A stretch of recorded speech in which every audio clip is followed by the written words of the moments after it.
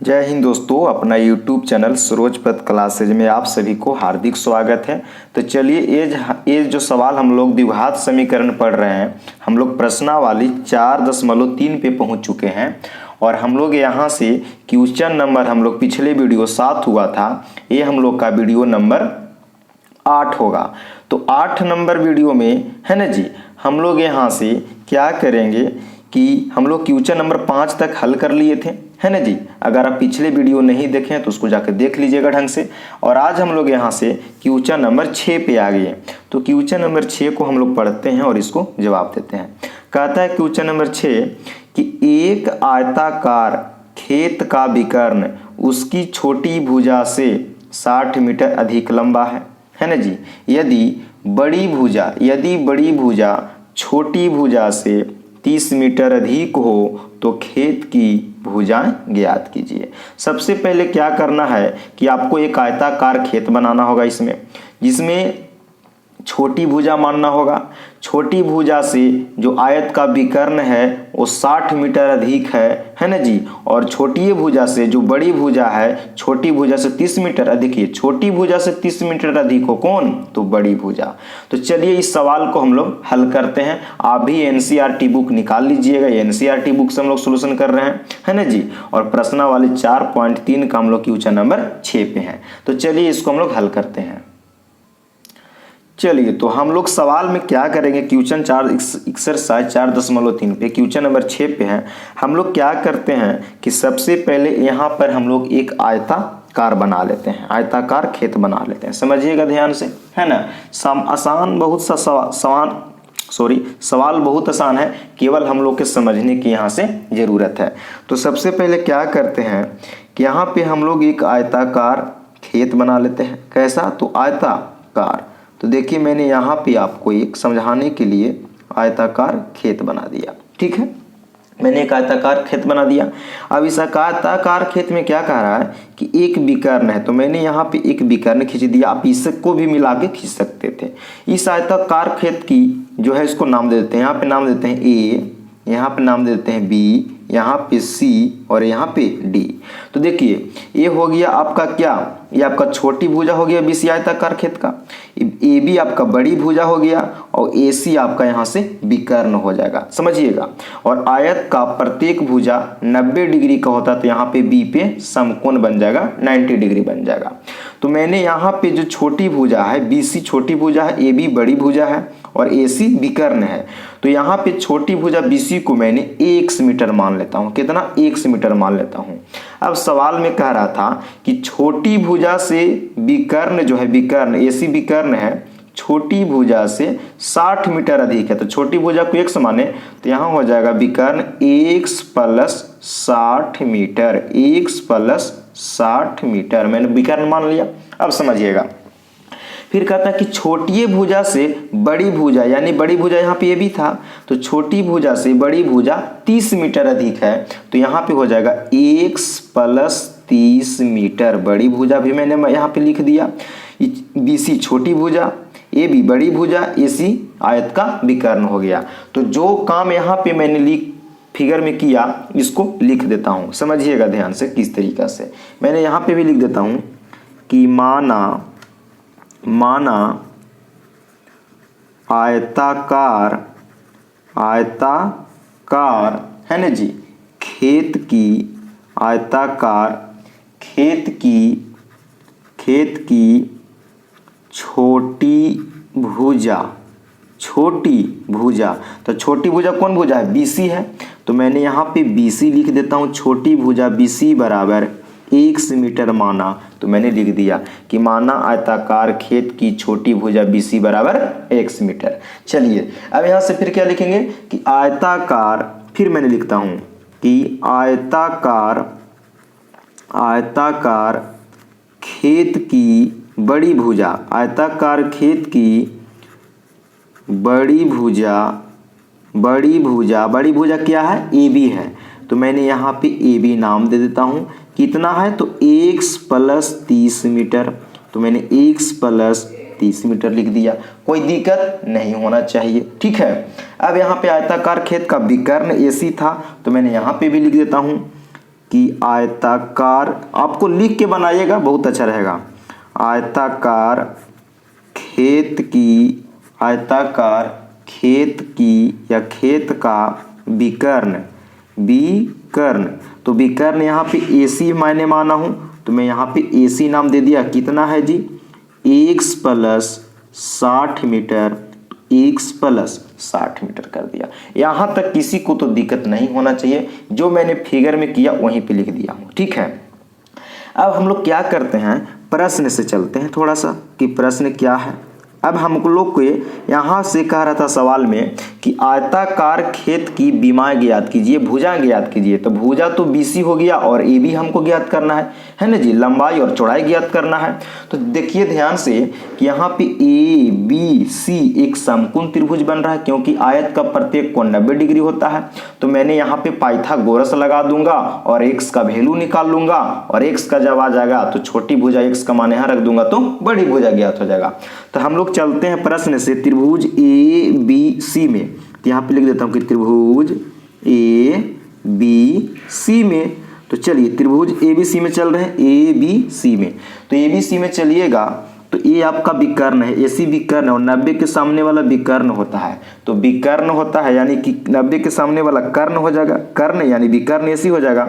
तो मैंने यहाँ से लिख सकता हूँ, क्या लिख सकता हूँ उसको समझिएगा कि AC का स्क्वायर, क्या AC का स्क्वायर बराबर, AC विकर्ण है और 90 के सामने भी है, तो मैं यहाँ पे लिखूंगा कि AC का स्क्वायर बराबर यानी विकर्ण यानी कर्ण बराबर लंब का स्क्वायर और आधार, तो लंब हो जाएगा क्या यहाँ पे BC हो जाएगा, तो BC का स्क्वायर प्लस AB का स्क्वायर।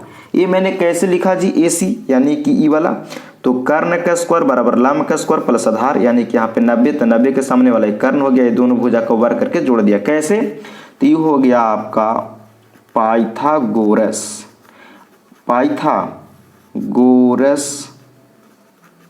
प्रमेय से, मैंने पाइथागोरस प्रमेय से कर दिया।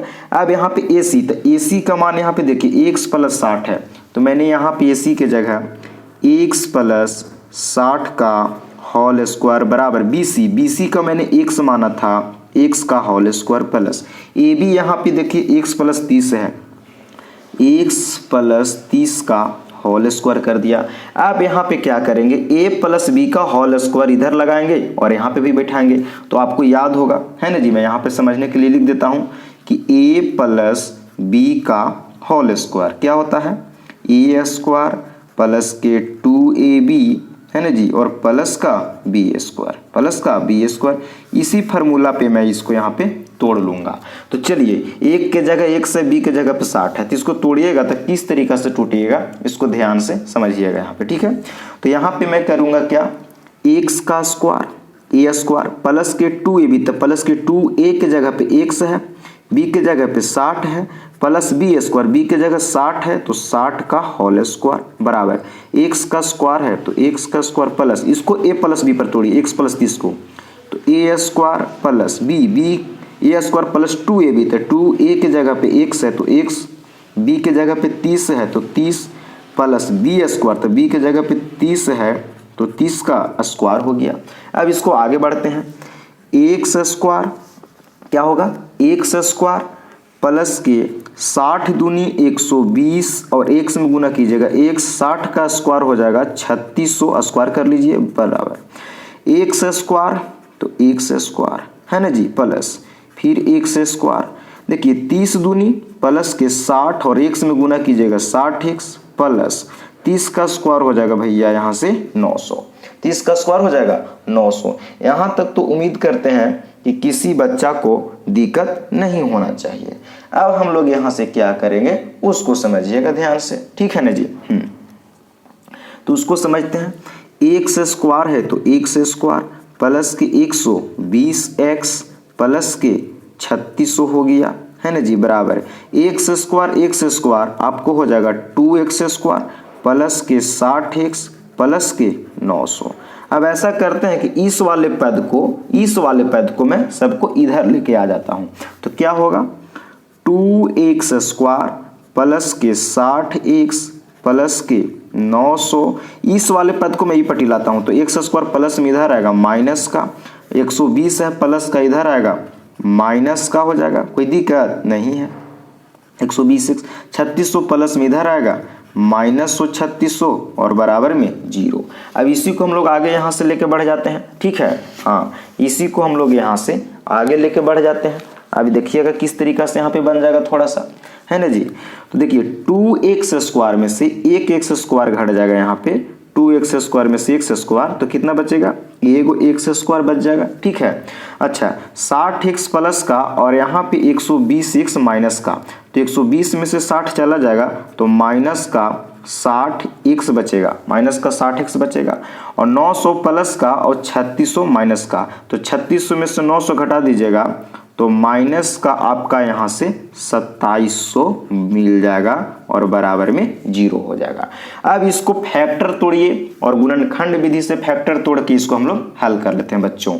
तो किस तरीका से, तो 2700 से एक्स स्क्वायर में गुना कीजिएगा तो यहाँ पे 2700 एक्स स्क्वायर हो जाएगा। और इसको ऐसा तोड़ना है कि बीच वाला पद होना चाहिए। आप लोग द्विघात समीकरण जब पढ़ाए थे शुरू में तो आपको तोड़ने के लिए बताए थे। तो इसको किस तरीका से तोड़िएगा, तो एक्स स्क्वायर 2700 के तोड़िएगा तो मुझे तो याद है, मैं यहाँ पे डायरेक्ट लिख देता हूँ।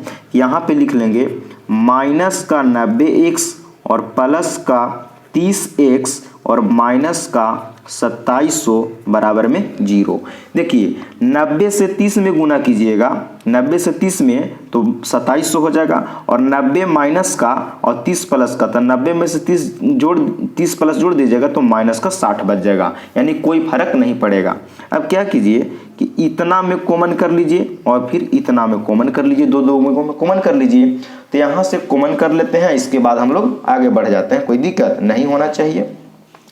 तो इन दोनों में मैंने x कॉमन करूंगा, तो यहाँ पे x कॉमन कर लिया तो एगो x बाहर हो गया तो एगो बचेगा माइनस, x बाहर हो गया तो 90 बच जाएगा, ठीक है।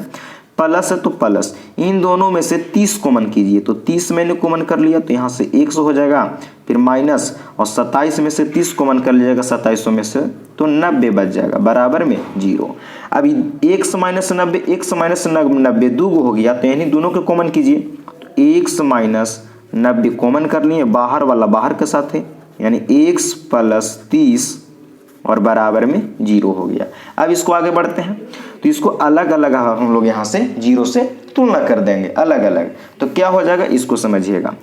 x माइनस 90 बराबर 0, तो x बराबर 90 माइनस में इधर आएगा प्लस में हो जाएगा। अब यहाँ देखिएगा x प्लस 30 बराबर 0, x बराबर 30 प्लस में इधर आएगा माइनस में, और a वाला x का मान माइनस में नहीं लेंगे। क्यों? क्योंकि कभी भी भुजा जो होता है ऋणात्मक नहीं होता है ना जी। लंबाई यहाँ पे लिख देंगे कि लंबाई धनात्मक होती है, मैं लिख देता हूँ लंबाई धनात्मक होती है। क्यों?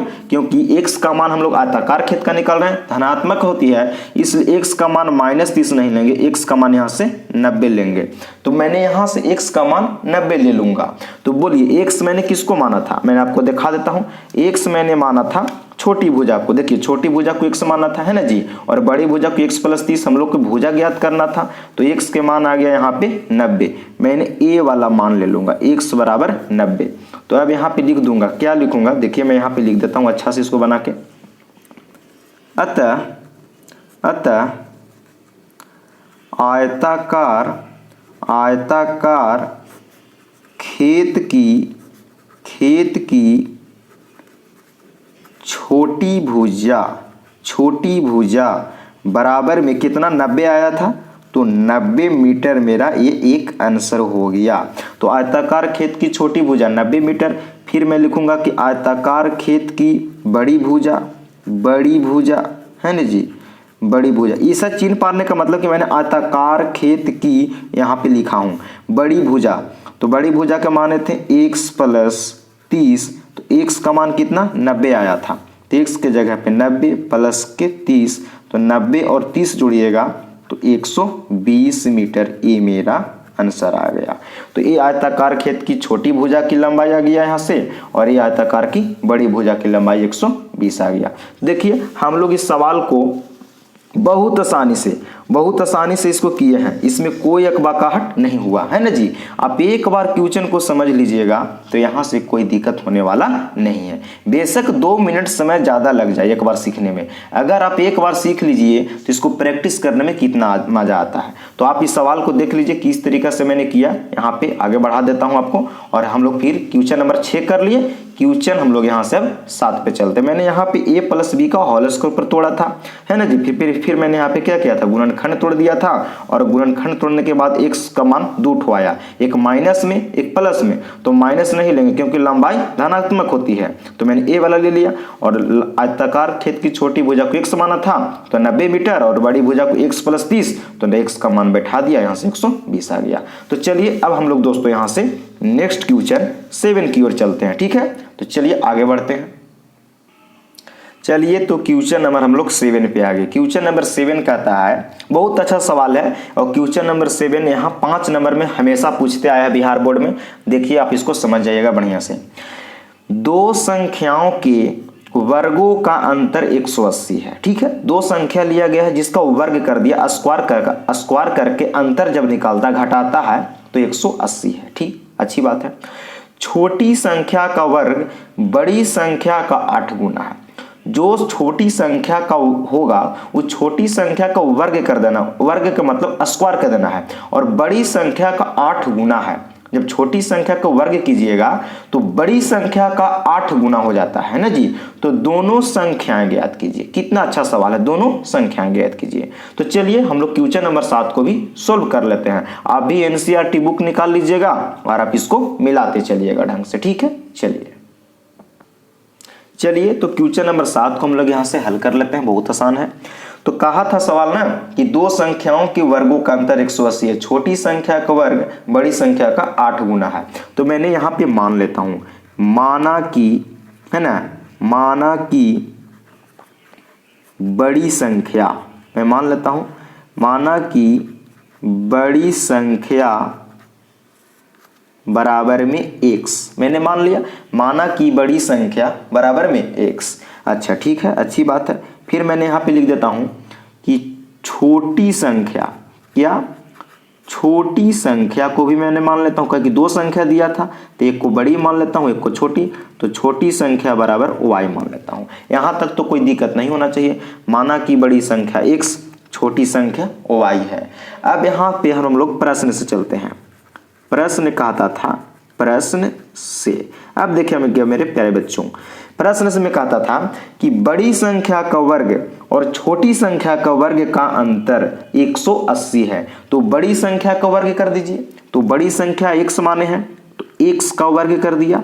फिर कहता था छोटी संख्या का वर्ग, तो छोटी संख्या का मैंने वर्ग कर दिया। इन दोनों का अंतर बोला था, अंतर बोला तो मैंने माइनस कर दे रहा हूँ। अगर योग कहता तो प्लस करता, अगर गुणनफल कहता तो गुना करता, भागफल कहता तो भागा करता। तो कहता कि बड़ी संख्या का वर्ग बड़ी संख्या का वर्ग कर दिया, छोटी संख्या का वर्ग तो छोटी संख्या का वर्ग कर दिया। और कहता दोनों का अंतर सवाल में दिया है 180, तो मैं बराबर में 180 कर दूंगा। यहां तक दिक्कत नहीं होना चाहिए। ये आपका पहला समीकरण हो गया, ये आपका पहला समीकरण हो गया। अब दूसरा कंडीशन में कहता था, क्या कहता था, अब दूसरा, अब हम लोग यहां से दूसरा बात को समझेंगे। अब कहता था सवाल में कि छोटी संख्या का वर्ग, तो छोटी संख्या कितना है, y है।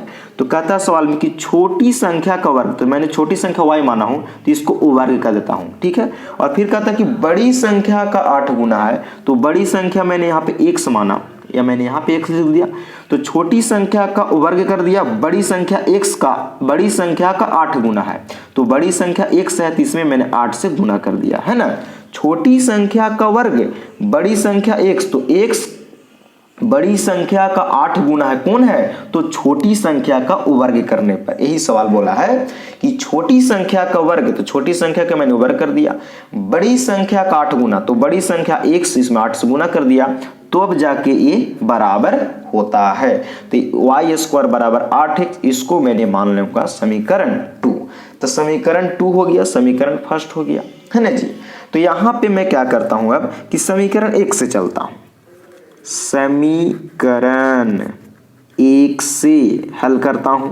तो चलिए समीकरण 1 कितना था, समीकरण 1 था मेरे प्यारे दोस्तों, एक्स स्क्वायर माइनस का वाई स्क्वायर बराबर में 180, है ना जी, बराबर में 180 मैंने यहाँ पे कर दिया। अब यहाँ पे क्या करते हैं कि एक्स स्क्वायर माइनस की वाई स्क्वायर 180 प्लस में इधर लाएंगे तो माइनस का 180 और इधर बराबर में 0 बच जाएगा।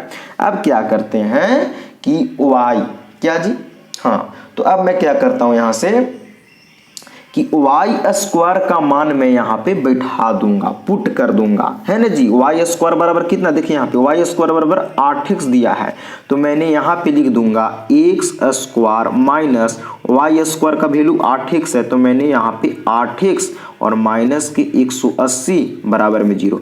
मैंने कैसे यहाँ पे 8x लिखा, तो मैं यहाँ पे लिख देता हूँ समझने के लिए कि समीकरण 2 से, समीकरण 2 से किया। देखिए मैंने यहाँ पे निकाला था ना वाई स्क्वायर के बराबर 8x, तो मैंने वाई स्क्वायर के जगह पर यहाँ से 8x रख दिया। अब ये द्विघात समीकरण बन गया। अब इसको हल कर लेते हैं कैसे, यहाँ पे समीकरण 2 से किए वाई स्क्वायर के जगह पर।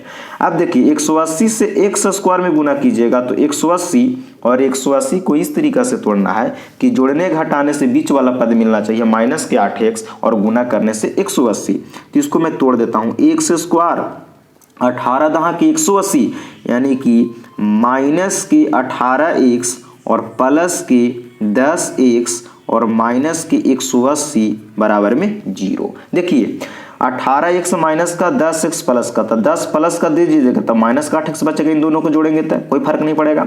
और माइनस प्लस माइनस और 18 दहा की 180 भी आ जा रहा है, कोई दिक्कत नहीं होना चाहिए।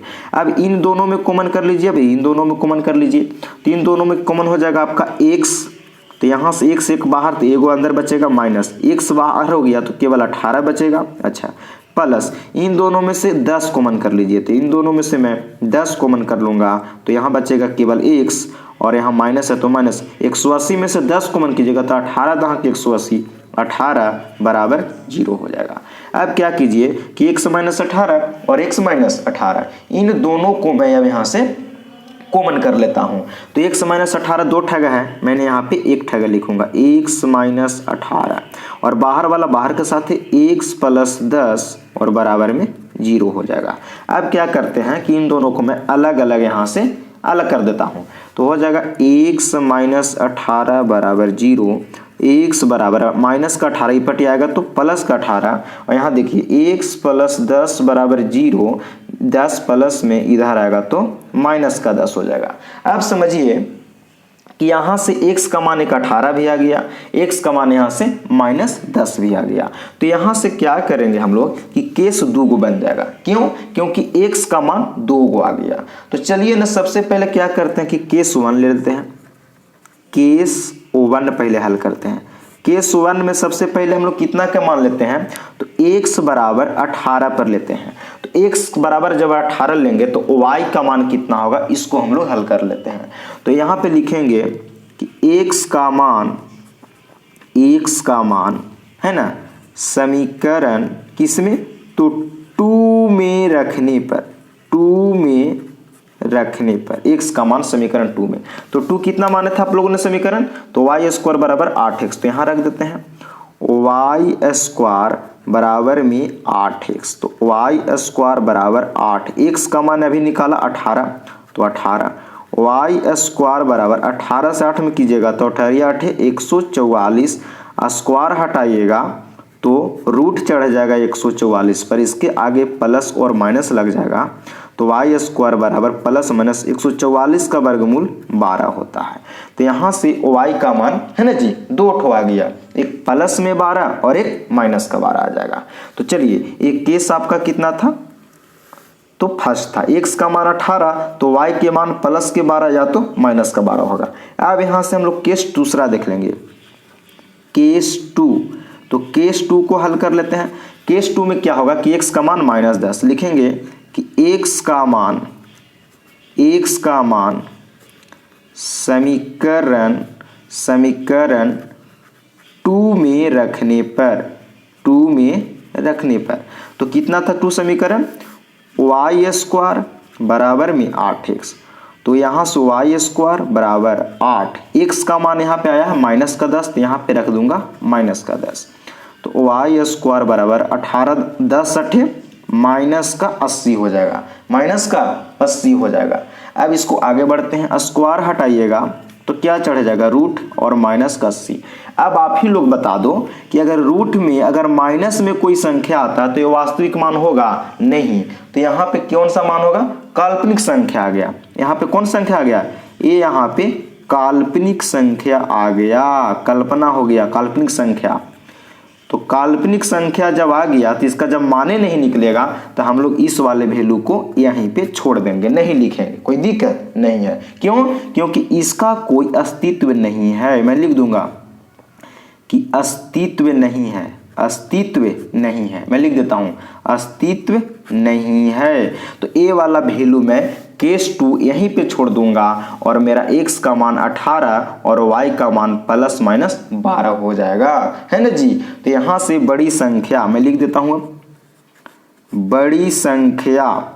तो बड़ी संख्या को मैंने क्या माना था दोस्तों, बड़ी संख्या को मैंने x माना था, तो मैंने x का मान यहाँ 18 लूंगा, तो बड़ी संख्या मेरा 18 यहाँ से आंसर।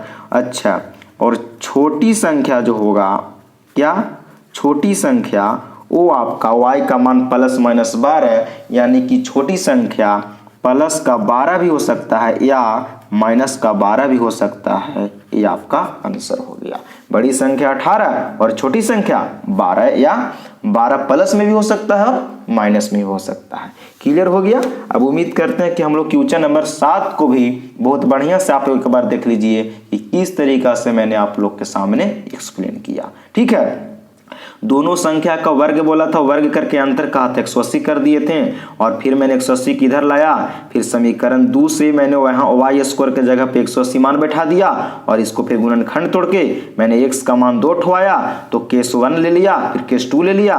तो केस 1 के मान x का मान 18, तो y के मान ± का 12 आ गया। अच्छा, केस 2 लिया, x का मान -10, तो x का मान यहाँ समीकरण 2 में रखा, तो यहाँ पे माइनस में आ गया, जो कि काल्पनिक संख्या हो गया, जो कि इसका अस्तित्व नहीं रहा। इसलिए आपका बड़ी संख्या प्लस का 18 और छोटी संख्या ±12 दोनों ही आपका आंसर हो गया।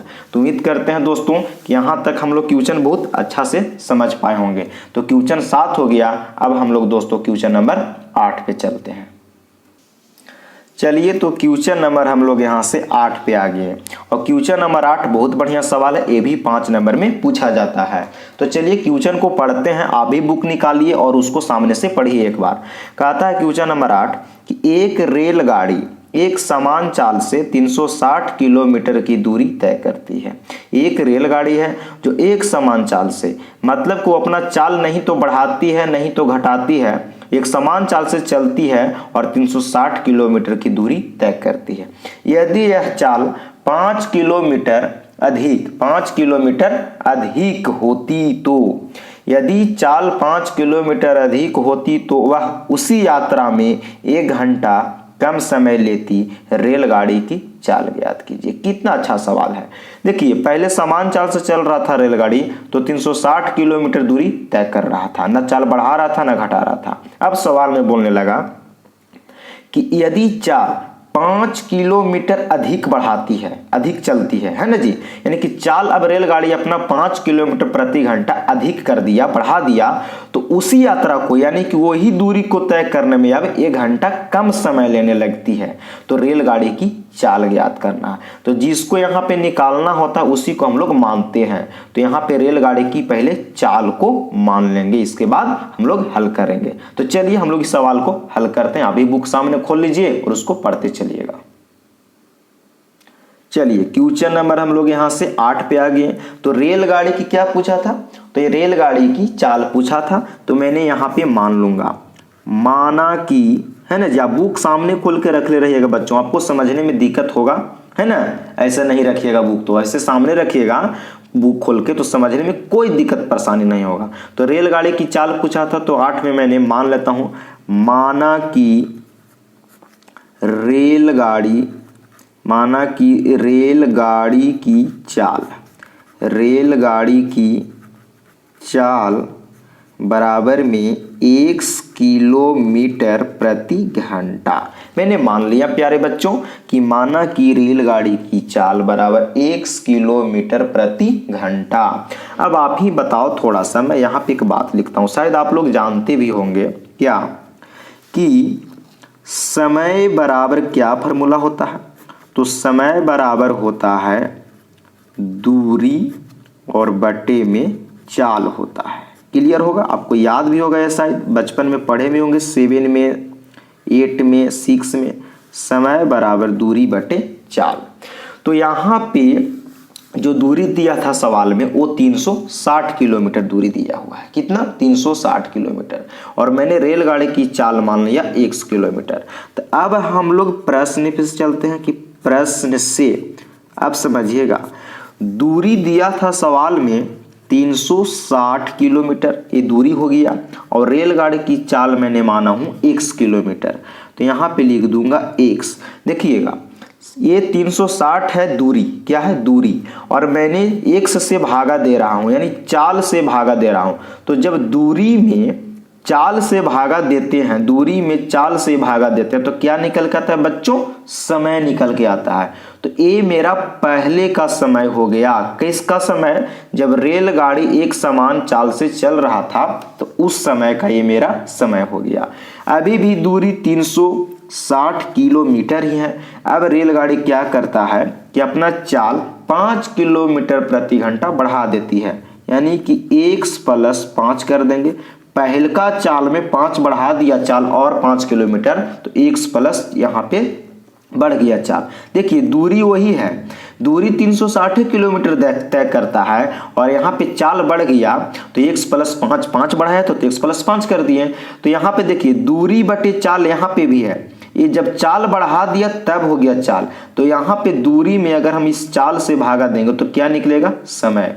तो यहाँ पे जब चाल बढ़ाया उसका समय, और ये चाल जब नहीं बढ़ाया था उसका समय।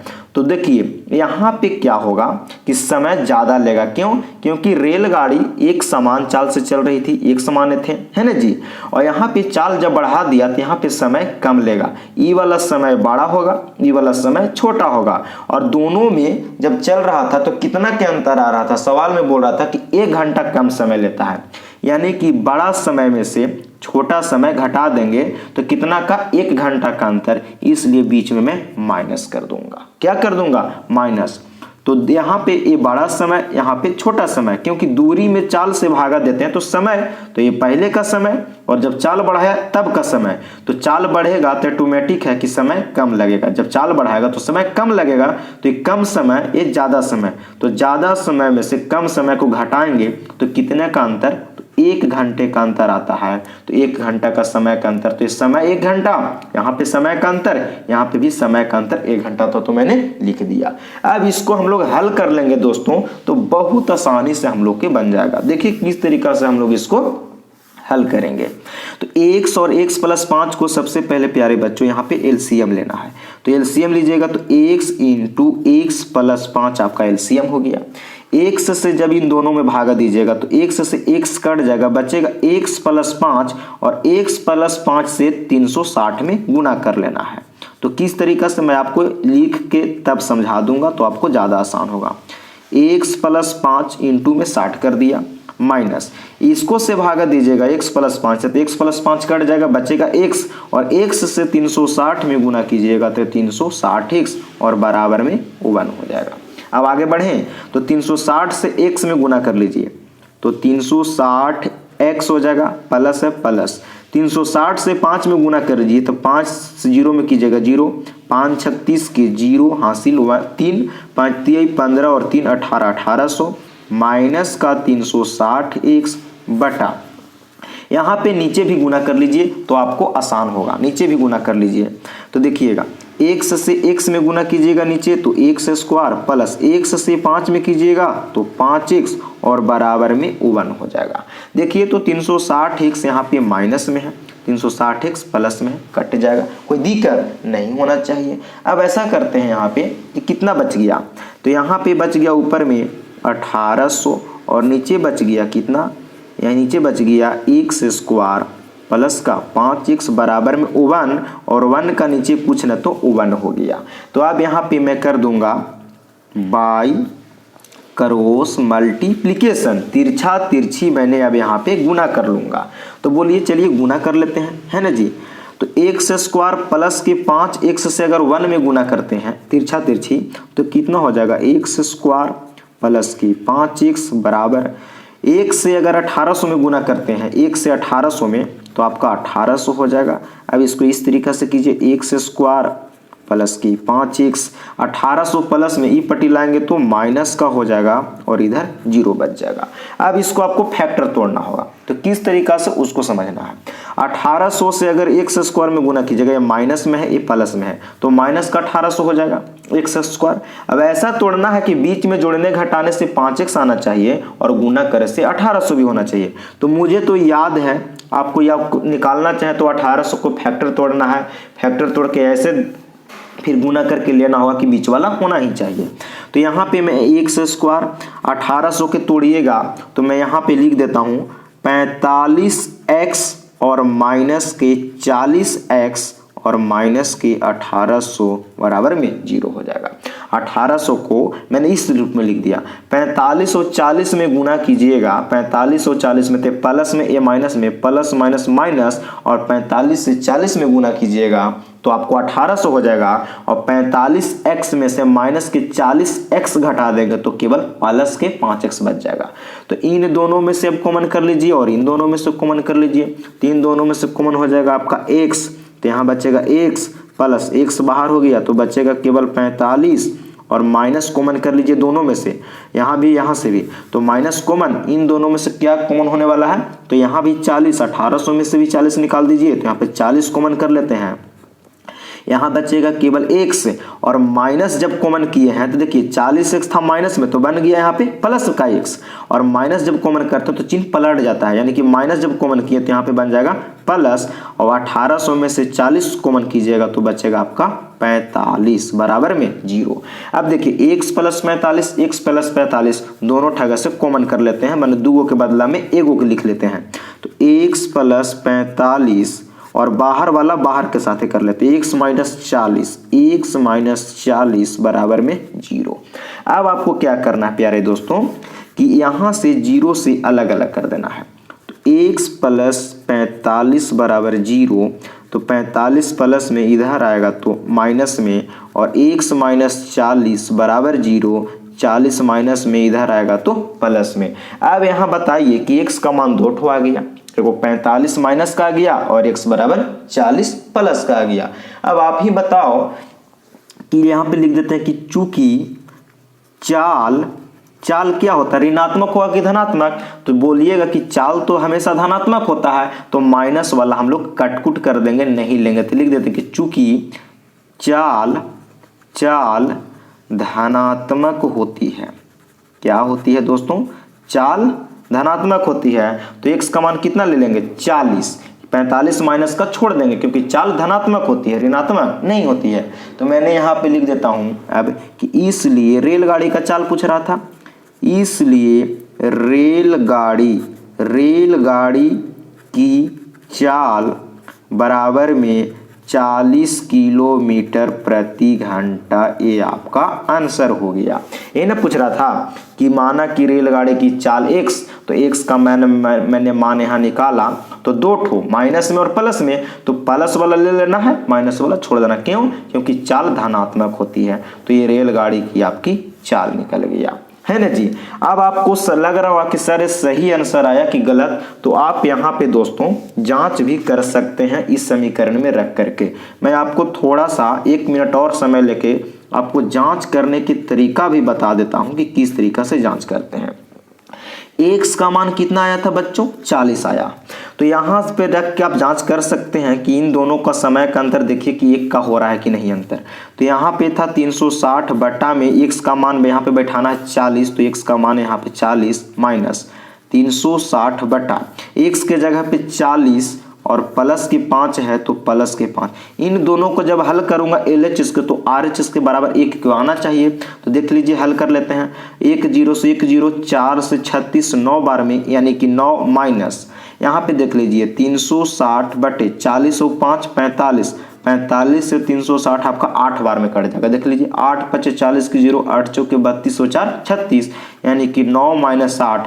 तो यहाँ पे कितना आ गया, 9 - 8 कीजिएगा तो 1 आ गया। देखिए यहाँ पे भी 9 घंटा पहले ले रहा था समय, पहली ट्रेन 9 घंटा में चल रहा था। कब, जब एक समान चाल से चल रहा था तब। और यहाँ जो 8 आया कब, 8 घंटा कब लिया, जब 5 किलोमीटर प्रति घंटा रेल अपना चाल बढ़ाया तब। तो देखिए 9 घंटा और 8 घंटा दोनों में समय का कितना अंतर, 1 का अंतर। और यहाँ पे भी मैंने आपको बताया था कि इसलिए मैंने 1 किया था, है ना जी। तो यहाँ से हम लोग इस तरीका से जांच भी कर सकते हैं समझने के लिए, ठीक है। x का जो मान आएगा आप समीकरण में रख लेना है। तो क्वेश्चन नंबर 8 उम्मीद करते हैं कि आप लोग के बहुत अच्छे से समझ में आया होगा। आप इसको एक बार देख के और कॉपी पर अपने आप से प्रैक्टिस यहाँ से करते रहना है हमेशा, और ये 5 नंबर में पूछते रहता है। तो चलिए अब हम लोग 8 नंबर भी कर लिए, अब हम लोग क्वेश्चन नंबर यहाँ से 9 पे चलते हैं, ठीक है। ओके, आगे बढ़ते हैं। ये रहा आपका नेक्स्ट क्वेश्चन, कितना, 9 नंबर। 8 नंबर हम लोग रेलगाड़ी वाला देख लिए कि रेलगाड़ी की चाल कितना आया, तो 40 किलोमीटर प्रति घंटा भी आया, है ना जी। अब क्वेश्चन नंबर 9 पढ़िए, यहाँ से जवाब देने की कोशिश करेंगे हम लोग। कहता है 9 कि दो पानी के नल एक साथ एक हौज को 9.3/8 घंटों में भर सकते हैं। 2 पानी का नल है और एक साथ, दोनों एक के साथ खुलता है, एक हौज है जो पानी रखने वाला जगह है ना जी। हौज मतलब 9.3/8 घंटों में भर सकते हैं। फिर कहता है कि बड़े व्यास वाला नल हौज को भरने में कम व्यास वाले नल से 10 घंटे कम समय लेता है। प्रत्येक द्वारा अलग से हौज को भरने में समय ज्ञात कीजिए। इस सवाल को समझिएगा। 2 ठो नल है, एक बड़ा व्यास वाला है, देखिए बड़ा व्यास यानी कि नल का साइज बड़ा है, और उस नल हौज को भरने में कम व्यास वाले या एक छोटे व्यास वाले नल है, उसको से 10 घंटा कम समय लेता है। कौन, तो बड़ा व्यास। बात भी सही है, बड़ा व्यास वाला नल है तो बड़ा मुंह होगा तो ज्यादा पानी देता होगा तो जल्दी भर देगा, और कम व्यास यानी छोटा व्यास वाला जो छोटा पाइप होगा वो बड़ा व्यास से 10 घंटा कम समय लेता है। कौन, तो बड़ा व्यास। ये जल्दी भरेगा, ये धीरे धीरे भरेगा, यानी कि, है ना जी। बड़ा व्यास वाला से बड़ा व्यास जो है, बड़ा पाइप, वो छोटा पाइप की अपेक्षा 10 घंटा कम समय लेता है। कौन, बड़ा पाइप वाला, बड़ा व्यास वाला। यानी कि छोटा व्यास वाला, कम व्यास वाला पाइप जो होगा वो 10 घंटा ज्यादा ले रहा होगा और ये 10 घंटा कम ले रहा होगा। तो प्रत्येक द्वारा मतलब कि बड़ा व्यास वाला नल द्वारा और छोटे यानी कम व्यास वाला अलग अलग भरने में कितना समय लगेगा, यही बताना कि प्रत्येक द्वारा अलग से हौज को भरने में समय ज्ञात कीजिए। यानी कि छोटा व्यास वाला से और बड़ा व्यास वाला से जब अलगे अलगे भरेंगे तो हौज को भरने में कितना समय लगेगा। तो मैंने यहाँ पे क्या करूंगा ना कि यहाँ पहले हम लोग कम व्यास वाले को मानेंगे। क्या, कम व्यास वाले को, कम व्यास वालों को, छोटे व्यास वालों को मैंने यहाँ पे x मान लूंगा, तो बड़ा व्यास वाला हो जाएगा x - 10। क्यों, क्योंकि बड़ा व्यास वाला कम समय लेगा और छोटा व्यास वाला ज्यादा समय लेगा। तो चलिए हम लोग इसको क्वेश्चन को 9 नंबर को हल करते हैं। अभी किताब को खोलते रहिएगा, सामने पढ़ते रहिएगा, समझ में आ जाएगा आपको। चलिए तो क्वेश्चन नंबर 9 को हम लोग हल कर लेते हैं। मैंने बोला था कि एक बड़े व्यास वाला है, एक छोटे व्यास वाला है, तो मैंने मान लेता हूं। क्या, माना कि, है ना जी, माना कि कम व्यास वाला था ना, माना कि कम व्यास माने छोटे व्यास वाला, है ना, छोटा पाइप। माना कि कम व्यास वाले नल द्वारा, है ना जी, मान लेता हूं, माना कि कम व्यास वाले नल द्वारा हौज को, है ना जी, हौज को भरने में लगा समय बराबर में 1 घंटा मैंने मान लिया दोस्तों। क्या माना जी, माना कि कम व्यास वाले, माना कि कम व्यास वाले यानी छोटे व्यास वाले नल द्वारा हौज को भरने में लगा समय बराबर में 1 घंटा मैंने मान लिया। अब यहाँ पे बड़ा वाला को भी लिख देता हूं, है ना कि कम था तो मैंने यहाँ पे अब क्या लिखूंगा, बड़ा व्यास। क्या दिया था सवाल में, बड़े व्यास। यहाँ कम व्यास वाला हो गया, अब यहाँ पे लिखूंगा कि बड़े व्यास, क्या, बड़े व्यास वाले नल द्वारा हौज को भरने में लगा समय।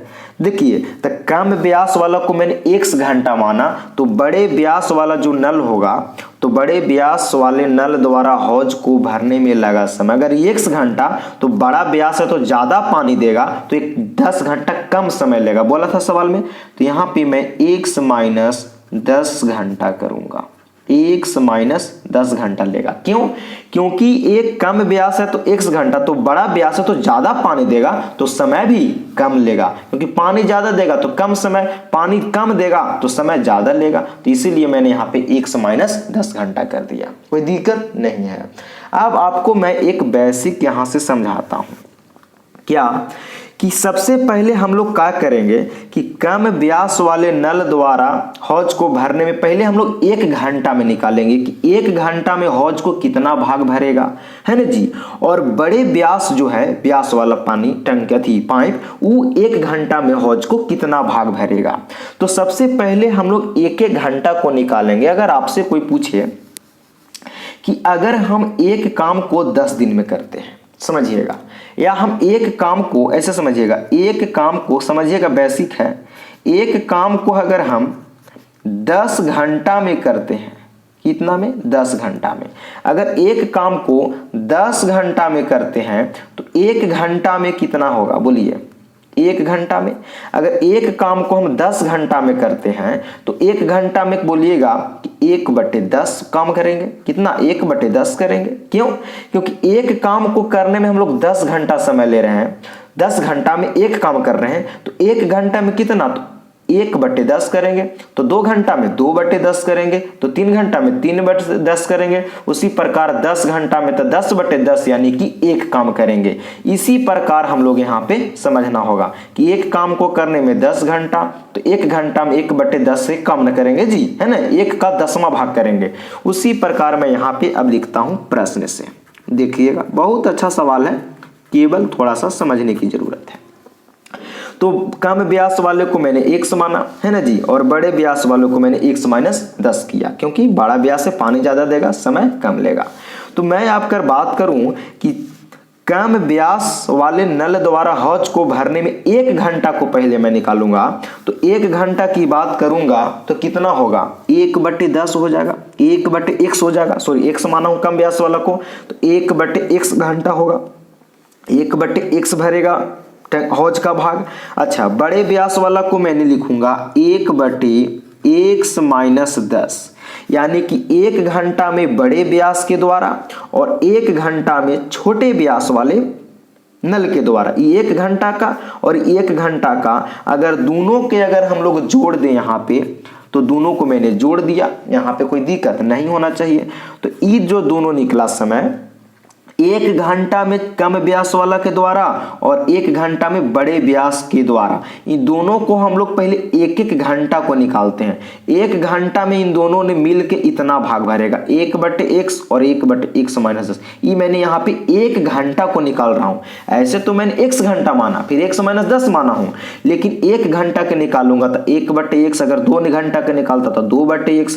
क्यों? क्योंकि एक काम को 10 घंटा में, तो 1 घंटा में 1/10 काम करेगा, है ना जी। उसी प्रकार पहले 1 घंटा, तो 1 घंटा में ये हौज का भरा गया, ये भाग हो गया कितना घंटा में, 1 घंटा में। और समय कितना ले रहा था, तो सवाल बोला था 9.3/8 घंटा, तो मैं यहाँ पे लिख दूंगा 9.3/8 घंटा। ये आपका समय हो गया, टोटल समय, और 1 घंटा में ये हौज का भरा गया भाग हो गया। अगर टोटल समय में 1 घंटा में इन दोनों नलों को जब खोला जाता है तो टोटल समय में जब गुना करेंगे तो हम लोग 1 हौज भरेगा, कितना भरेगा, 1 हौज को भर देता है।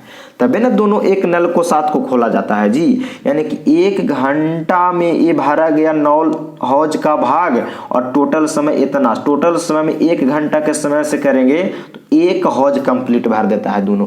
अब इसी को भैया हम लोग हल कर लेंगे तो यहाँ से मेरा सवाल का आंसर हो जाएगा। तो चलिए अब हम लोग हल करते हैं। तो पहले पूर्णांक तोड़ दीजिए। 8 नामा 72 और 3 75/8 हो जाएगा इंटू, यहाँ पे क्या करते हैं उसको समझिएगा। 1/x प्लस 1/x माइनस 10 बराबर 1 मैंने कर दिया। देखिए 8 है भागा में ऊपर जाएगा गुना में, फिर 75 है गुना में जाएगा भागा में, यानी कि डायरेक्ट कर देते हैं 1/x प्लस 1/x माइनस 10 बराबर 1 गुना 8 है नीचे भागा में बराबर को पट्टी गुना में, अच्छा, और 75 ऊपर गुना में और नीचे आएगा तो भागा में हो जाएगा, कोई दिक्कत नहीं है। 1/x प्लस 1/x माइनस 10 बराबर 8 इकाई 8 और बटे में 75 हो गया। अब इसको क्या करेंगे जी, एलसीएम ले लीजिए। तो यहाँ पे मैंने एलसीएम ले लेता हूँ। x और x माइनस 10 का जब एलसीएम लीजिएगा तो x इंटू x माइनस 10 हो गया। x से जब भागा दीजिएगा तो x कटेगा, x माइनस 10 बचेगा, x माइनस 10 से 1 में गुना कीजिएगा, x माइनस 10 रहेगा प्लस x माइनस 10 से भागा दीजिएगा तो x माइनस 10 कट जाएगा, बचेगा x से 1 में करेंगे तो x और बराबर में 8/75 हो गया। अब इसको आगे हम लोग हल कर लेते हैं, कोई दिक्कत नहीं होना चाहिए। अब क्या कीजिएंगे, x और x जोड़िएगा ऊपर में तो 2x फिर माइनस का 10 बटे नीचे गुना कर लीजिए, x से x में करेंगे x square minus plus minus minus 10 से x में कीजिएगा तो माइनस का 10x बराबर में 8/75 हो गया। अब इसी को आगे बढ़ते हैं, यहाँ पे हम लोग कर देंगे बाई क्रॉस मल्टीप्लिकेशन, यानी तिरछा तिरछी गुना कर देंगे। तो गुना कर लीजिए, यहाँ से कोई दिक्कत नहीं होना चाहिए। तो 8 से पहले इसमें गुना कीजिए, तो 8 से x स्क्वायर में गुना कीजिएगा तो 8x square minus plus minus 10 से 8 में कीजिएगा तो 10 8 80x बराबर 75 से 2 में गुना कीजिएगा तो 75 दूनी 150x और 75 माइनस में 10 है तो प्लस माइनस माइनस 75 दहा के 750 हो जाएगा। अब ऐसा कीजिए कि इन दोनों को मैं इधर लाता हूँ, यानी कि आपका हो जाएगा कितना 8x स्क्वायर माइनस की 80x, अच्छा 150 यहाँ पे 150x प्लस का इधर आएगा तो माइनस का 150x 750 माइनस में इधर आएगा तो प्लस का 750 बराबर में 0। अब इसी को आगे बढ़ते हैं तो 8x स्क्वायर, देखिए माइनस का 150x 150 और माइनस का 80 जोड़ दीजिए, माइनस का हो जाएगा 150 में 80 जोड़िएगा तो 150 और 80 50 200 और 30, यानी कि 230x हो जाएगा और प्लस का 750 बराबर में 0। अब देख लीजिए यहाँ पे किस तरीका से हम लोग यहाँ पे गुणनखंड तोड़ते हैं। ऐसा कीजिए ना कि यहाँ पे भी 2 है, यहाँ पे भी 2, इस सब में से 2 कॉमन कर होगा तो 2 कॉमन कर लीजिए तो कितना बचेगा, 2 कॉमन कर लीजिएगा तो आसानी से हो जाएगा कि नहीं यहाँ से हम लोग के फिर हल। हाँ तो ऐसा करते हैं कि हम लोग यहाँ से 2 कॉमन कर लेते हैं। तो यहाँ से 2 कीजिएगा कॉमन तो बच जाएगा 4x स्क्वायर माइनस, देखिए 230 में से 2 कॉमन कीजिएगा तो 230 के अधिया हो जाएगा 115x प्लस 750 के 2 कॉमन कीजिएगा तो अधिया हो जाएगा आपका कितना, यहाँ 750 का दिया हो जाएगा भैया मोरे, आपको कितना हो जाएगा देखिए ना 2 3 6 1 2 7 14 फिर 2 5 10 375 हो जाएगा बराबर में 0। अब इसको आगे बढ़ जाते हैं लेके, तो 2 है गुना में ई पटी जाएगा तो भागा में, यानी कि 4x स्क्वायर माइनस के 115x प्लस के 375 बराबर 0। 2 है गुना में ई पट्टी आएगा तो सॉरी 2 भागा में हो जाएगा, कोई दिक्कत नहीं है। तो 4x स्क्वायर माइनस के 115x प्लस के 375 और 2 से 0 में भागा दीजिएगा तो 0 रह जाएगा। अब देख लीजिए यहाँ पे किस तरीका से करने वाले हैं। 375 से पहले 4 में गुना करके फैक्टर तोड़ना होगा, है ना जी, करना होगा कि नहीं। तो 375 से 4 में गुना कीजिएगा भैया तो आपको आ जाएगा कितना 1500 आ जाएगा। आप गुना करके देख लीजिए, 375 से 4 में कीजिएगा तो 1500 x स्क्वायर, और 1500 को ऐसे दो फैक्टर तोड़ना है कि जोड़ने घटाने से बीच वाला होना चाहिए माइनस के 115 और गुना करने से 1500 भी आना चाहिए। तो कितना कितना तोड़िएगा, तो ऐसे सोचिए ना, अगर मैं यहाँ पे 100x ले लूँ और यहाँ पे माइनस में, और यहाँ पे माइनस की 15x ले लूँ, तो देखिए माइनस माइनस गुना करेंगे, प्लस 100 से 15 में गुना करेंगे, 1500 x से x में x स्क्वायर, और माइनस के 100 माइनस के 15 तो माइनस के 115 भी हो जा रहा है। यानी कि 4x स्क्वायर माइनस के 100x माइनस के 15x और प्लस के 375 बराबर में 0। अब यहाँ से इन दोनों में से कॉमन और इन दोनों में से कॉमन कर लीजिए। देखिए माइनस के 100 माइनस के 15 फिर माइनस के 115 हो जाएगा, है ना जी। गुना करे से 1500 हो जा रहा है। तीन दोनों में से क्या कॉमन होगा, यहाँ से 4 कॉमन कीजिए और x कॉमन कीजिए। 4 दोनों में x है तो x भी, तो यहाँ से बचेगा x माइनस 100 में से 4 कॉमन कीजिएगा तो 25 चौक के 100 25 हो जाएगा। अब इन दोनों में से क्या कॉमन होगा, पहले तो माइनस कॉमन कीजिए और फिर इन दोनों में से क्या कॉमन कीजिएगा, 15 कॉमन कीजिए। तो यहाँ बचेगा केवल x और 15 से इसको में कॉमन कीजिएगा तो प्लस है तो क्या बनेगा माइनस, क्योंकि मैंने माइनस कॉमन किया हूँ तो दोनों का चिन्ह बदल जाएगा। माइनस में था तो प्लस में x हो गया और प्लस था तो माइनस, और 15 कॉमन किए तो कितना हो जाएगा, 15 दूनी 30, 7 बचेगा 75 और 15 पचे 75। देखिए x माइनस 25 x माइनस 25, इन दोनों के बदला में एक बार लिख देंगे x माइनस 25 और बाहर वाला बाहर के साथ है, यानी 4x माइनस के 15 बराबर 0। अब दोनों को क्या करूंगा, अलग अलग कर देता हूं। तो x माइनस 25 बराबर 0, तो x बराबर 25 माइनस में इधर आएगा प्लस में, यहाँ से 4x माइनस के 15 बराबर 0। तो 4x 15 है, इधर माइनस ऊपटी प्लस में x बराबर x जोड़े 4 गुना ऊपटी जाएगा भागा में, तो भागा में नीचे आ गया। तो x का मान यहाँ पे 25 आया और x का मान एगो 15/4 आया। तो आप यहाँ से केस 2 गो बनाने पड़ेगा। केस देखिए x का मान यहाँ से 25 भी आया है और x का मान 15/4 भी आया है, तो आपका केस 2 ठो ना हो गया जी। तो इसको हम लोग केस यहाँ पे 2 ठो लेकर के हल कर देते हैं, ठीक है। तो सबसे पहला केस हम लोग जो लेंगे वो x बराबर 25 लेते हैं।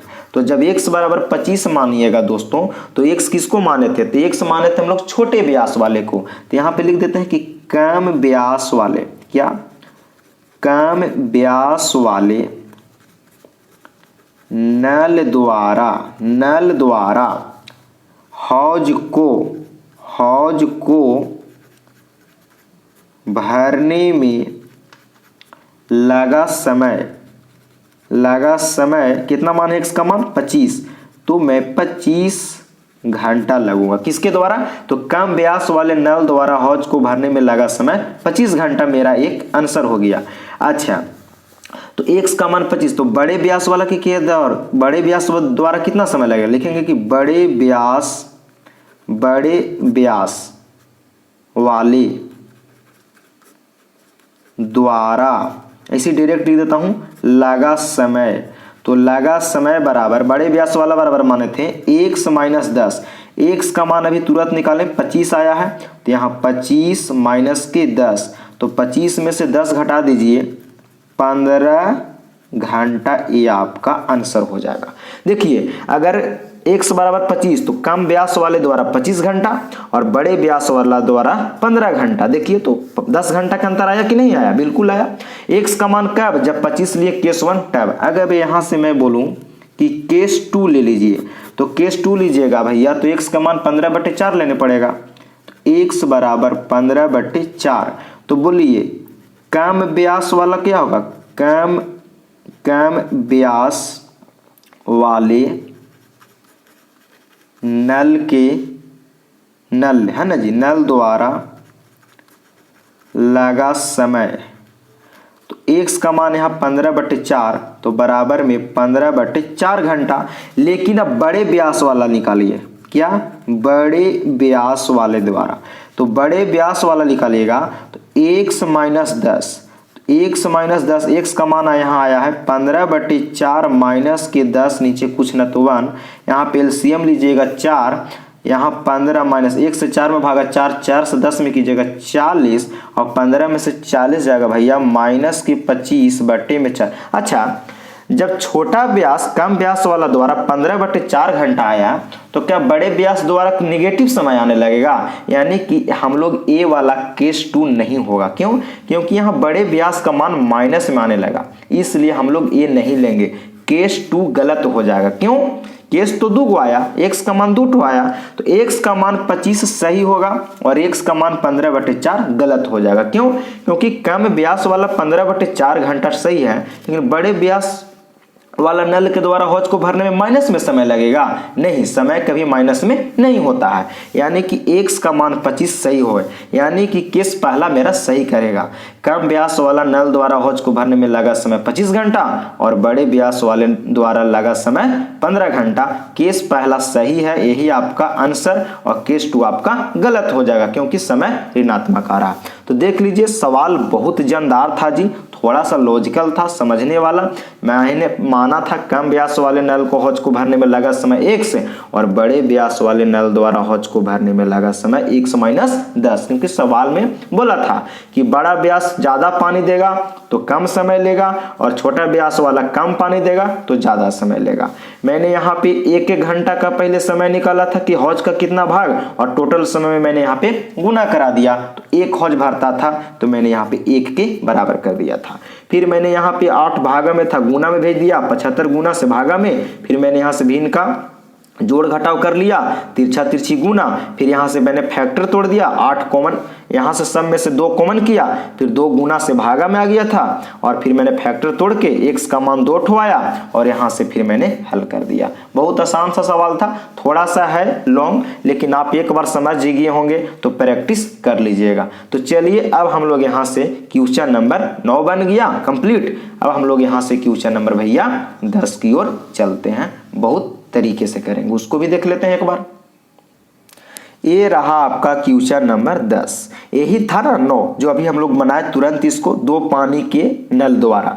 तो छोटे का नल द्वारा कितना समय आया? 25 घंटा, और बड़े व्यास वाले नल का 15 घंटा आया। ठीक है, अब हम लोग क्वेश्चन नंबर 10 को हल करते हैं। कहता है सवाल कि मैसूर और बंगलोर के बीच के 132 किलोमीटर यात्रा करने में एक एक्सप्रेस रेलगाड़ी और दूसरा सवारी गाड़ी से 1 घंटा कम समय लेता है। मैसूर और बंगलोर के बीच की दूरी दिया है 132 किलोमीटर, है ना जी, और एक एक्सप्रेस रेलगाड़ी सवारी गाड़ी से 1 घंटा कम समय लेती है। किसको से? तो सवारी गाड़ी से 1 घंटा कम समय लेती है। कौन? एक्सप्रेस रेलगाड़ी। यानी कि एक्सप्रेस रेलगाड़ी की चाल ज्यादा होगा और सवारी गाड़ी की चाल कम होगा, है ना जी, तो 1 घंटा कम समय लेती है। और कहता कि मध्य के स्टेशनों पर ठहरने का समय ध्यान न लिया जाए, मतलब कि जो स्टेशन पर ट्रेन रुकेगा उसको समय को नहीं लेना है। यदि एक्सप्रेस रेलगाड़ी की औसत चाल, देखो सवाल क्या कहता है कि यदि एक्सप्रेस रेलगाड़ी की औसत चाल सवारी गाड़ी की औसत चाल से 11 किलोमीटर अधिक हो। बात सही है, सवारी गाड़ी की औसत चाल से 11 किलोमीटर प्रति घंटा अधिक हो। किसका? तो एक्सप्रेस रेलगाड़ी की चाल जो है औसत चाल सवारी गाड़ी की औसत चाल से 11 किलोमीटर प्रति घंटा अधिक है। यानी कि एक्सप्रेस रेलगाड़ी जो है उसकी औसत चाल सवारी गाड़ी की औसत चाल से 11 किलोमीटर प्रति ज्यादा चलता है। तो दोनों रेलगाड़ियों की औसत चाल ज्ञात कीजिए। यानी कि आपको यहाँ एक्सप्रेस रेलगाड़ी की भी चाल बताना है और सवारी गाड़ी की भी चाल बताना है। तो चलिए इस सवाल को हम लोग यहाँ से हल करते हैं। चलिए, तो क्वेश्चन नंबर 10 को हम लोग बहुत अच्छे से करेंगे, समझने की कोशिश कीजिएगा। ठीक है, यहाँ पे 2 रेलगाड़ी था, एक था एक्सप्रेस रेलगाड़ी और दूसरा था आपका क्या? सवारी गाड़ी। तो मैंने क्या करता हूं कि सवारी गाड़ी को भी मानूंगा, है ना जी। तो यहाँ पे मान लीजिए, क्योंकि सबसे छोटा को ही मानना है, तो मैं मान लेता हूं माना कि सवारी क्या? माना कि सवारी गाड़ी की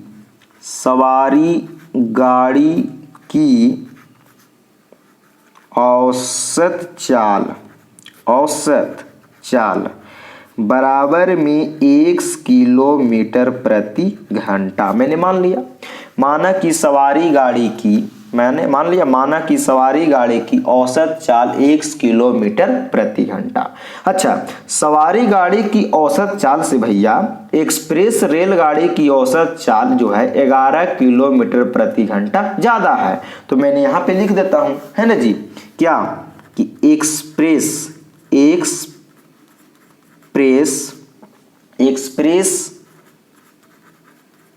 रेलगाड़ी की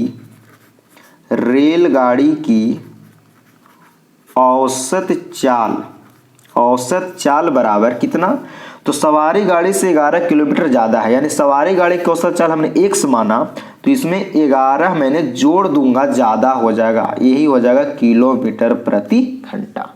यानी कि सवारी गाड़ी की औसत चाल मैंने x माना, तो एक्सप्रेस रेलगाड़ी की चाल, औसत चाल जो था सवारी गाड़ी से 11 किलोमीटर प्रति घंटा ज्यादा था, तो मैंने सवारी गाड़ी में 11 ज्यादा कर दिया, तो यहां से एक्सप्रेस रेलगाड़ी की औसत चाल मैंने लिख लिया। अब इसको हल करते हैं किस तरीका से, तो देखिएगा, समय बराबर फार्मूला मैंने पीछे भी आपको यूज किया था। समय बराबर फार्मूला होता है दूरी और बटे में चाल, समय बराबर दूरी बटे चाल। अब देखिए, सवारी गाड़ी की चाल x माने हैं और एक्सप्रेस रेलगाड़ी की चाल x + 11, यानी कि एक्सप्रेस रेलगाड़ी की चाल ज्यादा है किसके अपेक्षा, तो सवारी गाड़ी की औसत चाल से, यानी कि ये समय कम लेगा एक्सप्रेस रेलगाड़ी और सवारी गाड़ी की औसत चाल ज्यादा आएगा। क्यों, क्योंकि इसका चाल x माने हैं और इसको सवारी गाड़ी की औसत चाल से ज्यादा है एक्सप्रेस की चाल, तो चाल ज्यादा होगा तो समय कम लगेगा और चाल कम होगा तो समय ज्यादा लगेगा। तो कितना था, मैसूर और बेंगलोर की बीच की दूरी, है ना जी, यहाँ पे मैं लिख देता हूँ कि यहाँ पे आपका था मैसूर एक जगह और यहाँ पर था आपको बंगलोर था, तो मैंने लिख दिया। अब यहाँ बंगलोर है, यहाँ पे मैसूर, दोनों का बीच का दूरी दिया था सवाल में कि 132 किलोमीटर है। कितना है, 132 किलोमीटर। अब यहां से जब चलता है दोनों गाड़ी, है ना जी, तो मैसूर और बंगलोर दोनों की बीच की दूरी 132, तो दोनों गाड़ी के लिए तो दूरी समान है, तो मैं यहां पे लिखता हूं अब प्रश्न से। तो देखिएगा, कहता है कि दूरी कितना है, 132 किलोमीटर, तो मैंने 132 किलोमीटर दूरी लिख दिया। अच्छा, सवारी गाड़ी की चाल कम है किसके अपेक्षा, तो एक्सप्रेस के, तो चाल कम है तो समय ज्यादा लगेगा, तो मैंने 132 किलोमीटर दूरी चाल मैंने सवारी गाड़ी को x माना, क्योंकि इसका चाल कम है तो समय ज्यादा लगेगा। देखिए, दूरी बटे चाल, दूरी था 132, चाल माने हैं x, तो दूरी में जब चाल से भागा देंगे तो क्या निकलेगा, समय, यानी कि ये जो सवारी गाड़ी की यहाँ पे समय आ गया, किसका, सवारी गाड़ी की।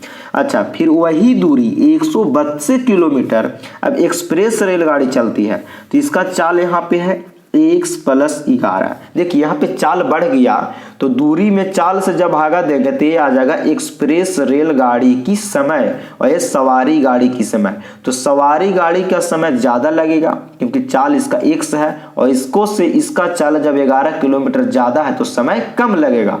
तो दोनों में कितना का समय अंतर, तो बोलता था कि एक्सप्रेस रेलगाड़ी 1 घंटा, है ना जी, क्या बोला था कि 1 घंटा, है ना जी, 1 घंटा कम समय लेता है, कौन, तो एक्सप्रेस। तो दोनों में समय का अंतर कितना दिया है, 1 घंटा, 3 दोनों को मैं अंतर और बराबर में 1 कर दूंगा, बराबर में 1 कर दूंगा, क्योंकि ये सवारी गाड़ी का समय, ये एक्सप्रेस रेलगाड़ी का समय, तो इसका समय ज्यादा लगेगा, इसका समय कम लगेगा, क्योंकि इसका चाल ज्यादा है तो समय कम लगेगा, इसका चाल कम है तो समय ज्यादा लगेगा।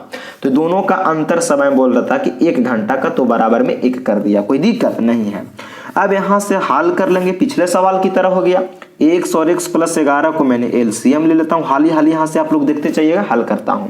x से x कटेगा, x + 11 से 132 में गुना करना होगा, तो 132 × x + 11 माइनस x + 11 से भागा देंगे तो ये कटेगा, बचेगा x से कीजिएगा तो 132 से x बराबर में 1 हो जाएगा। 132 से x में गुना करेंगे तो 132 से x प्लस 132 से 11 में गुना कीजिएगा तो आपको आ जाएगा भैया जी, यहाँ से आप देख लीजिएगा 1452 आ जाएगा, गुना करके देख लीजिए 1452 आ जाएगा 132 से 11 में, माइनस 132x बटा, नीचे भी गुना कर लीजिए यहाँ पे बहुत अच्छे तरीका से। x से x में करेंगे तो x स्क्वायर प्लस 11 से x में करेंगे तो 11x बराबर में 1/1 कर दीजिए। 132x माइनस का 132x प्लस का कट जाएगा। अब क्या बचा ऊपर, 1452 बटा एक्स स्क्वायर प्लस की 11x बराबर में 1/1 कर दिए। यहाँ पे कर देंगे बाई क्रॉस मल्टीप्लीकेशन, तिरछा तिरछी गुना कर दीजिए।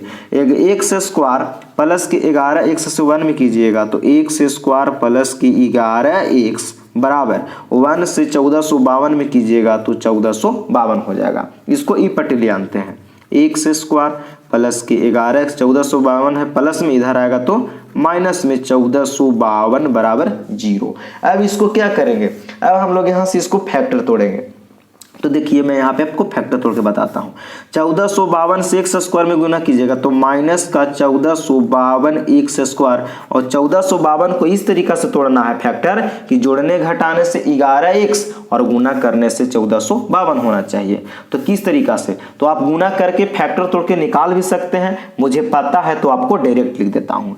यहाँ पे अगर मैं बोलूँ कि 44x और माइनस का 33x, देखिए 44 प्लस का 33 माइनस का, प्लस माइनस माइनस, 44 से 33 में जब आप गुना कीजिएगा तो आपका 1452 भी हो जाएगा, और 44x में से 33x घटा देंगे तो आपको 11x प्लस का भी यहाँ पे आ जा रहा है। तो इसी को आप तोड़ देते हैं, एक्स स्क्वायर प्लस के 44x माइनस का 33x माइनस का 1452 बराबर 0। अब इसको हल कर दीजिए, तो इन दोनों में से मैं कॉमन करूंगा तो यहाँ से x कॉमन करेंगे तो x प्लस हो जाएगा 44, x बाहर आ गया, माइनस का 33, मैंने माइनस भी कॉमन किया और 33 भी कॉमन किया तो बचेगा यहाँ पे x, माइनस कॉमन किया तो प्लस हो जाएगा 1452 में 33 कॉमन कीजिएगा तो आपको 44 बराबर 0 हो जाएगा। देखिए x प्लस 44, x प्लस 44 दोनों को मैंने कॉमन कर लूंगा, x प्लस 44, ये बाहर वाला बाहर का साथ है, x माइनस 33 बराबर में 0। अब क्या करते हैं, अलग अलग जीरो से तुलना करते हैं, तो x प्लस 44 बराबर 0, तो x बराबर 44 प्लस में इधर आएगा तो माइनस में, x माइनस 33 बराबर 0, तो x बराबर 33 माइनस में इधर आएगा तो प्लस में। अच्छा आप ही बताओ कि सवारी गाड़ी की चाल एक समान है और एक्सप्रेस का इतना, तो सवारी गाड़ी की चाल के भी x का मान ऋणात्मक में आएगा नहीं, तो यहाँ पे x का मान जो यहाँ माइनस में आया लिख देंगे कि चूंकि चाल धनात्मक होती है, क्या होती है, धनात्मक होती है, मैंने लिख दिया। तो x का मान यहाँ 44 वाला नहीं लेंगे, माइनस का 44, यहाँ पे x का मान 33 लेंगे, क्यों, क्योंकि चाल धनात्मक होती है। तो मैंने यहाँ पे अब x का मान आ गया 33, तो मैं लिख देता हूं कि अतः क्या लूंगा, अतः सवारी गाड़ी, क्या जी, सवारी गाड़ी की चाल, दोनों गाड़ी की चाल पूछा है तो सवारी गाड़ी की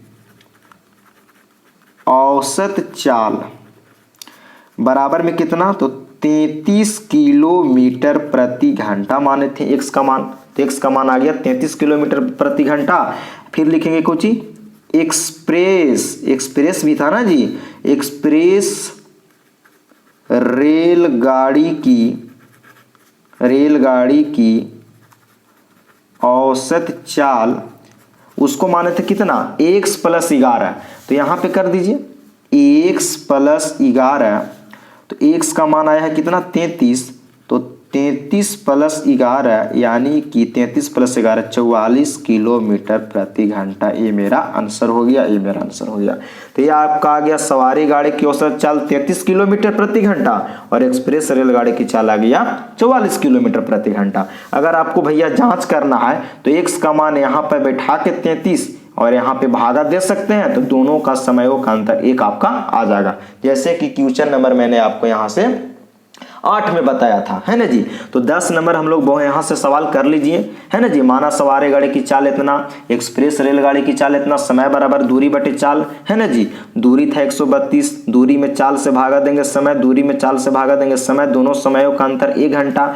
मैंने यहाँ पे गुना भागा कर दिया आराम से और इसको हल कर दिया गुणनखंड तोड़ के, तो x का मान प्लस में लेंगे, माइनस में नहीं, क्योंकि चाल धनात्मक होती है। तो सवारी गाड़ी की औसत चाल 33 किलोमीटर और एक्सप्रेस रेलगाड़ी की चाल 44 किलोमीटर। उम्मीद करते हैं कि क्वेश्चन नंबर 10 आपको बहुत अच्छा से माइंड में बैठ गया होगा। आप एक बार इसको प्रैक्टिस भी कर सकते हैं। तो चलिए क्वेश्चन नंबर लास्ट इस एक्सरसाइज का 11 को भी हम लोग देख लेते हैं। चलिए ये रहा क्वेश्चन नंबर आपका 11। बहुत बढ़िया सवाल है। 2 वर्गों के क्षेत्रफलों का योग 468 मीटर स्क्वायर है। कहता है कि 2 वर्ग है ना जी, स्क्वायर। 2 वर्गों के क्षेत्रफलों का योग 468 मीटर स्क्वायर है यदि उनके परिमापों का अंतर 24 मीटर हो। किसका? तो वर्ग के परिमापों का अंतर 24 मीटर हो तो दोनों वर्गों की भुजाएं याद कीजिए। 2 वर्ग है, कितना वर्ग है? 2 वर्ग है ना जी, स्क्वायर है, और दोनों क्षेत्रफलों का योग दिया है 468 और दोनों का परिमापों का अंतर दिया है 24 मीटर। तो दोनों वर्गों की भुजाएं, यानी कि एक बड़ा वर्ग होगा एक छोटा वर्ग होगा, तो वहां से हम लोग मान के ज्ञात कर लेते हैं। चलिए तो क्वेश्चन नंबर 11 को भी हम लोग हल करते हैं। चलिए तो क्वेश्चन हम लोग 11 नंबर को हल करते हैं। आप बुक में पढ़ लीजिएगा ध्यान से, हम लोग आपको पढ़ के सुना भी दिया।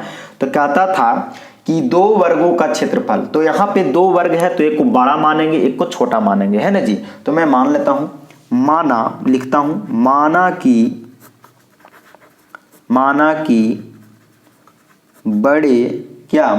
बड़े वर्ग है वर्ग की भुजा, माना कि बड़े वर्ग की भुजा बराबर में x मीटर। मैंने मान लिया बड़े वर्ग की भुजा x मीटर। फिर क्या मानूंगा? तो छोटे, फिर लिख देता हूं, तथा छोटे वर्ग की भुजा बराबर में y मीटर। देखिए माना कि बड़े वर्ग की भुजा x मीटर और तथा छोटे वर्ग की भुजा y मीटर। अब चलते हैं सवाल से, थोड़ा सा हम लोग समझ लेते हैं। आप ही लोग बता दीजिए कि वर्ग क्या जी? वर्ग, तो वर्ग का क्या जी? वर्ग, तो वर्ग का क्षेत्रफल क्या होता है? वर्ग का क्षेत्रफल, तो वर्ग का क्षेत्रफल का फॉर्मूला होता है भैया भुजा का स्क्वायर होता है, भुजा का स्क्वायर होता है। अच्छा ठीक है, अच्छी बात है। वर्ग का परिमाप क्या होता है? ताकि वर्ग का परिमाप की भी जरूरत है। तो वर्ग का परिमाप का फॉर्मूला होता है 4 गुणे में भुजा। ये तो आपको भली भांति 5-6 में ही पढ़े होंगे कि वर्ग का परिमाप 4 गुणे भुजा और वर्ग का क्षेत्रफल भुजा का स्क्वायर।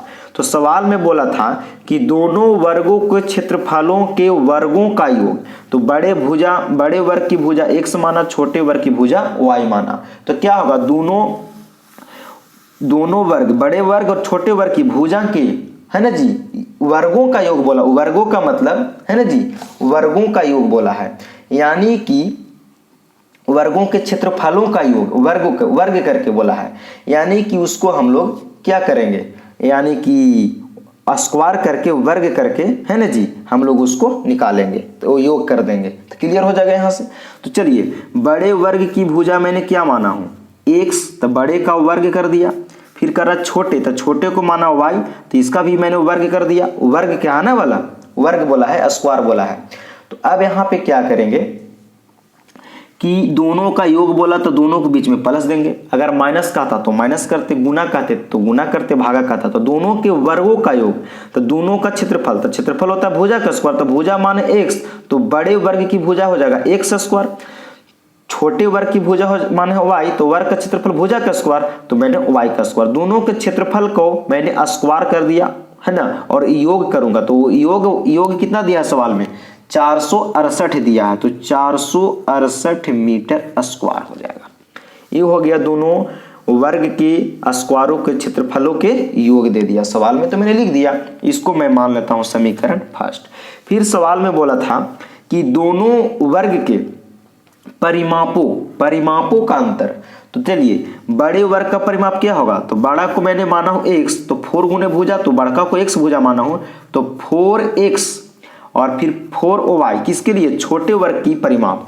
तो देखिए बड़े वर्ग का परिमाप 4 गुने भुजा, ये बड़ा वर्ग का परिमाप, और ये छोटे वर्ग का 4 गुने भुजा, तो y भुजा छोटा को माना हूं यहाँ पे y।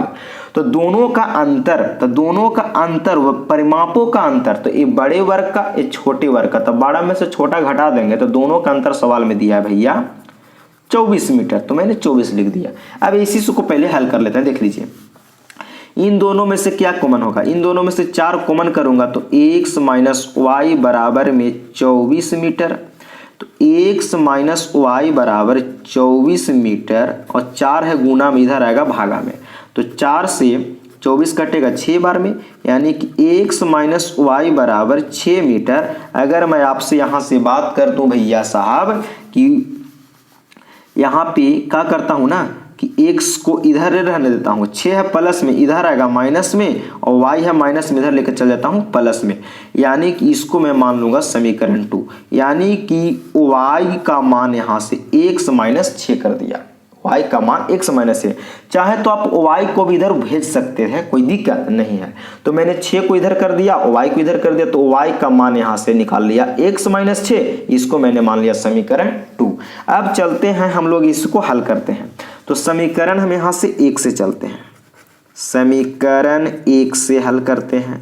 तो समीकरण 1 कितना था, x स्क्वायर प्लस की y स्क्वायर बराबर में 468 मीटर स्क्वायर, यही था ना। तो अब ऐसा करते हैं कि y का वैल्यू हम लोग यहाँ निकाले हैं x माइनस 6, तो यहाँ y के जगह पे रख दूंगा x माइनस 6।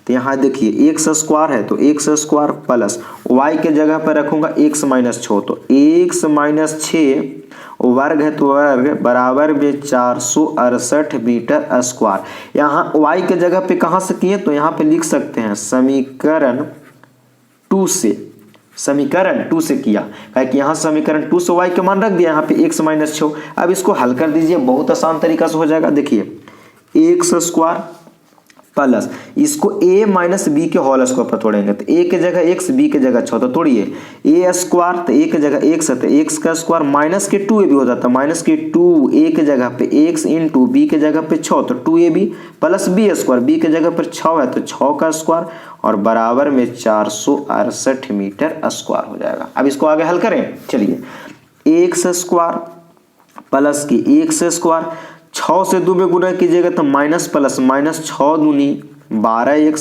प्लस 6 का स्क्वायर 36, और बराबर में 468 मीटर स्क्वायर। x स्क्वायर जोड़ दीजिएगा तो हो जाएगा आपका 2x स्क्वायर माइनस का 12x प्लस का 36, और 468 है प्लस में, इधर आएगा तो माइनस में, तो माइनस का 468 बराबर में 0।